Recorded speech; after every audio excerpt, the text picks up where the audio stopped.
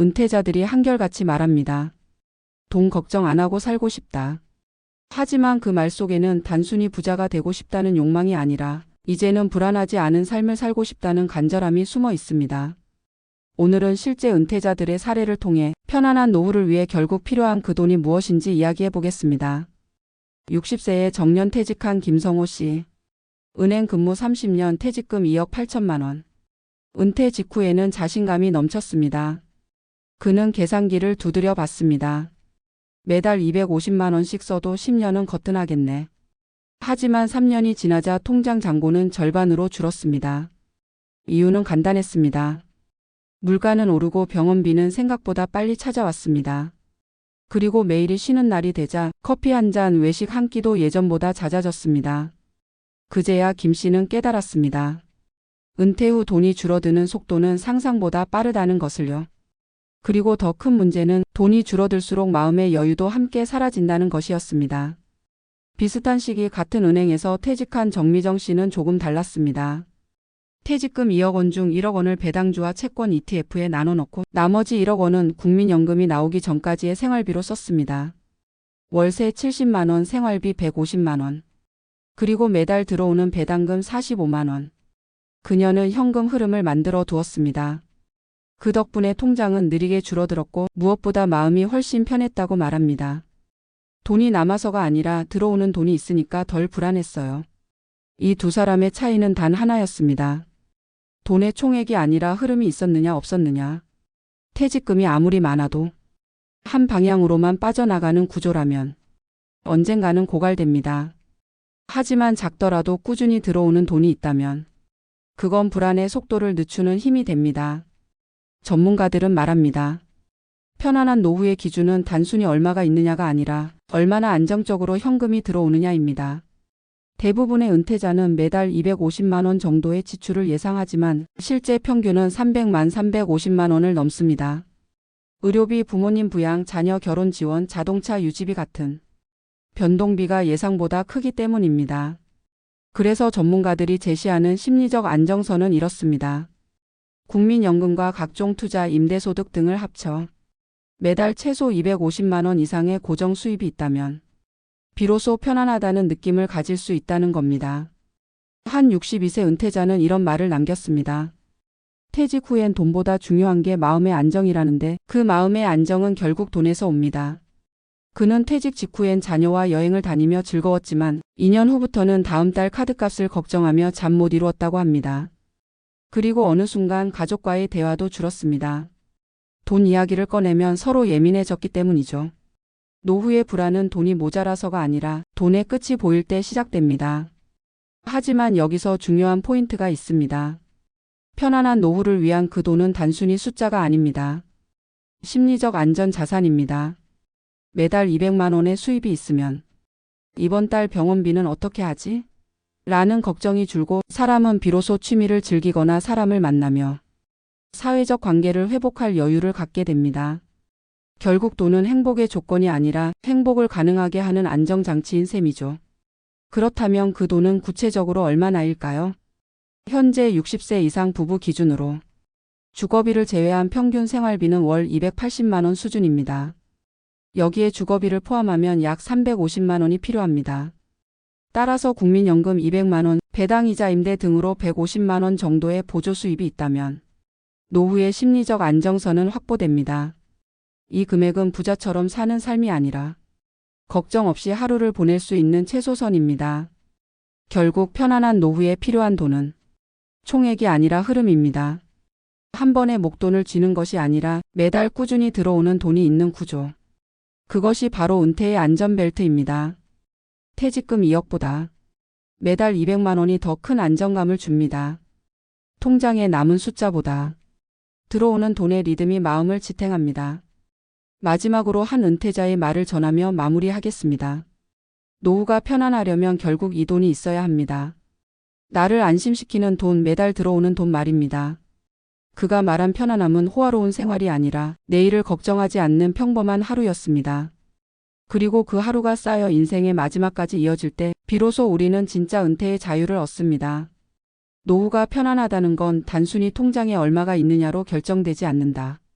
그러나 수많은 은퇴자들과 이야기를 나눠보면 결국 편안한 노후를 가르는 건 돈의 흐름이었다.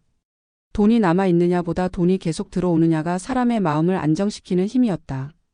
이건 심리학적으로도 설명된다. 인간의 불안은 절대적인 부족보다 고갈의 공포에서 비롯된다. 즉, 통장이 줄어드는 속도를 보는 그 불안한 감정이 삶의 여유를 빼앗는다. 한 61세 은퇴자는 이런 이야기를 했다. 돈이 남아 있어도 줄어드는 걸 보는 게 너무 불안했어요. 그래서 잠이 안 왔습니다. 그는 퇴직금 2억 원을 받았지만 국민연금이 나오기 전까지 매달 250만 원을 쓰며 생활했다. 3년이 지나자 남은 돈은 1억 1천만 원. 그제야 그는 이 계산의 무서움을 깨달았다. 이대로면 8년 뒤면 다 사라지겠구나. 그 다음은 뭐로 살아야 하지? 돈의 끝이 보이자 삶의 의미도 흔들렸다. 반면 비슷한 시기에 퇴직한 다른 사람은 월 180만 원짜리 국민연금과 40만 원의 배당금을 받으며 살았다. 통장 잔고는 많지 않았지만 매달 돈이 들어오는 구조였다. 그는 말했다. 부자는 아니지만 돈이 들어오니까 마음이 편했어요. 그 말은 단순한 위안이 아니라 현금 흐름이 심리를 지탱한다는 진리였다. 전문가들은 노후의 경제를 세 가지로 구분한다. 첫째는 자산형 노후, 둘째는 현금 흐름형 노후, 셋째는 혼합형이다. 자산형은 큰 집이나 부동산, 예금 등 목돈 위주의 삶이다. 하지만 이 방식은 유동성이 낮고 자산이 줄어드는 불안을 동반한다. 반면 현금 흐름형은 작더라도 꾸준히 들어오는 돈으로 생활한다. 배당, 임대, 연금이 대표적이다. 이 구조는 심리적으로 안정적이고 지출의 리듬을 유지하기 쉽다. 결국 가장 이상적인 형태는 혼합형이다. 일정한 고정소득이 있고 여유자금은 자산으로 분산시켜 위험을 나누는 방식이다. 문제는 많은 사람들이 총액 중심으로 노후를 준비한다는 점이다. 예를 들어 3억이면 10년은 살겠지라는 계산법은 너무 단순하다.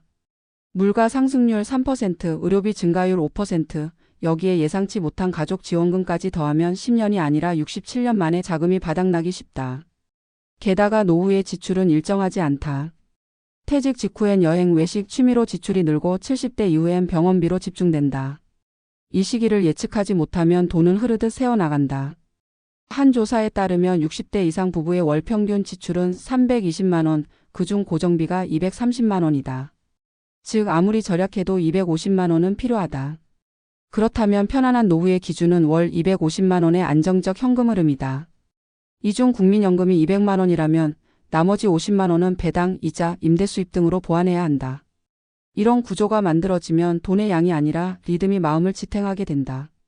경제적으로만 보면 돈은 도구지만 심리적으로 보면 돈은 자유의 시간을 보장하는 장치다. 돈이 있으면 시간을 통제할 수 있고 시간이 통제되면 삶의 만족도가 높아진다. 반대로 돈이 줄어드는 속도가 빠르면 사람은 시간을 두려워하게 된다. 다음 달엔 어떻게 하지라는 불안이 하루의 기분을 결정한다. 이 불안이 쌓이면 사회적 관계도 끊긴다. 친구 모임에 나가기가 꺼려지고 가족 간 대화에서도 돈 이야기가 금기시된다. 결국 노후의 돈 문제는 단순히 경제적 이슈가 아니라 관계와 정서의 문제로 확산된다. 이런 상황에서 가장 위험한 것은 체념이다. 이미 늦었어, 이제 뭘 해도 소용없지라는 생각은 노후의 생명력을 꺾는다. 그러나 현금 흐름은 나이와 상관없이 만들 수 있다. 소액의 배당 ETF, 은행의 월지급식 예금, 주택연금, 그리고 지역 상권 임대 같은 방법들이 있다. 중요한 건 돈이 일하도록 하는 습관이다. 통장에 잠자고 있는 돈을 매달 움직이게 만들면 인생의 리듬이 바뀐다. 이건 단순한 재테크가 아니라 불안을 다루는 심리학이다. 심리학자들은 노후 불안을 줄이는 핵심 요인으로 예측 가능한 수입을 꼽는다. 사람은 불확실성을 가장 싫어한다. 통장에 5억이 있어도 언제까지 버틸 수 있을지 모르기 때문에 불안하다. 반면 매달 일정 금액이 들어오면 그 리듬이 마음의 안정제를 대신한다. 그래서 어떤 은퇴자는 이렇게 말했다. 연금은 돈이 아니라 마음의 약이에요. 그 말은 정확했다. 연금은 단순한 현금이 아니라 내일이 보장된 감정이기 때문이다. 또한 노후의 돈 문제를 심리적 안전망의 관점으로 봐야 한다. 노후가 불안한 이유는 단순히 돈이 부족해서가 아니라 돈을 잃을까봐 두려워하기 때문이다. 그래서 진짜 필요한 건 남은 돈의 액수보다 돈을 유지할 수 있다는 자신감이다. 이 자신감이 있을 때 사람은 사회적 관계를 유지하고 새로운 도전을 시작할 힘을 얻는다. 다시 말해 돈의 문제를 해결한다는 건 인생의 리듬을 회복하는 일이다. 재정 전문가들이 말하는 노후 설계의 핵심은 세 가지다. 첫째, 소비 구조를 단순화하라. 돈이 어디로 빠져나가는지 명확히 알면 불안이 줄어든다. 둘째, 현금 흐름을 시각화하라. 국민연금, 이자, 배당, 임대료 등 월 단위로 들어오는 돈을 구체적으로 파악하면 마음이 안정된다. 셋째, 돈을 지키는 습관을 만들어라. 무리한 투자 대신 예측 가능한 수익 구조를 만드는 것이 장기적으로 훨씬 강력하다. 이 세 가지가 갖춰지면 노후의 불안은 놀라울 정도로 줄어든다. 마지막으로 기억해야 할 건 편안한 노후는 돈의 크기로 결정되지 않는다는 점이다. 같은 300만 원이라도 어떤 사람에겐 불안의 숫자이고 어떤 사람에겐 안심의 숫자다. 차이는 돈의 흐름과 마음의 리듬에 있다. 매달 들어오는 돈이 나를 지켜준다는 믿음이 생기면 삶은 다시 평온을 되찾는다. 그리고 그 평온이야말로 우리가 평생 일하며 찾고자 했던 진짜 자유다. 결국 노후가 편안하려면 이 돈이 있어야 한다. 줄어들지 않는 돈, 들어오는 돈, 나를 안심시키는 돈. 그 돈이 있어야 잠이 오고 사람을 만날 수 있고 내일을 기대할 수 있다. 통장의 숫자가 아니라 마음의 안정이 노후를 지탱한다. 그리고 그 안정은 돈의 흐름에서 비롯된다. 그러니 지금이라도 늦지 않았다. 나를 편안하게 해주는 돈의 구조를 만들어라. 그것이 당신의 인생을 다시 평온하게 만들어줄 것이다.